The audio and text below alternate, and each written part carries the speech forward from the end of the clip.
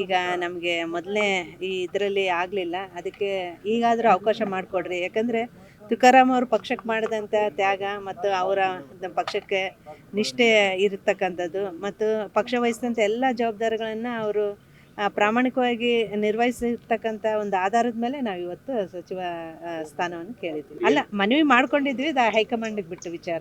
ಹೌದು, ಸಿದ್ದರಾಮಯ್ಯನವರು ಕೂಡ ಭೇಟಿ ಮಾಡಿ ಎಲ್ಲರಿಗೂ ಭೇಟಿ ಮಾಡಿ ನಾವು ಮನವಿ ಮಾಡ್ತೀವಿ. ಎಲ್ಲ ಮಹಿಳೆಯರಿಗೆ ಇವತ್ತು ಸ್ಥಾನಮಾನ ಕೊಟ್ಟಿಲ್ಲ, ನಾವು ಆ ಆಧಾರದ ಮೇಲೆ ಕೇಳಿದ್ವಿ.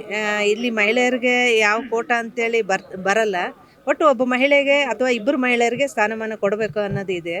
ಅದರ ಆಧಾರದ ಮೇಲೆ ನಾವು ಕೇಳಿ. ಅಲ್ಲ, ಸಾಮಾನ್ಯವಾಗಿ ಮತ್ತೆ ಹೆಣ್ಮಕ್ಳು ಎಲ್ಲರೂ ಇದ್ದಾಗ ಮತ್ತೆ ಎಲ್ಲರ ಸಚಿವಾಕಾಂಕ್ಷೆ ಇರ್ತಾರಲ್ಲ.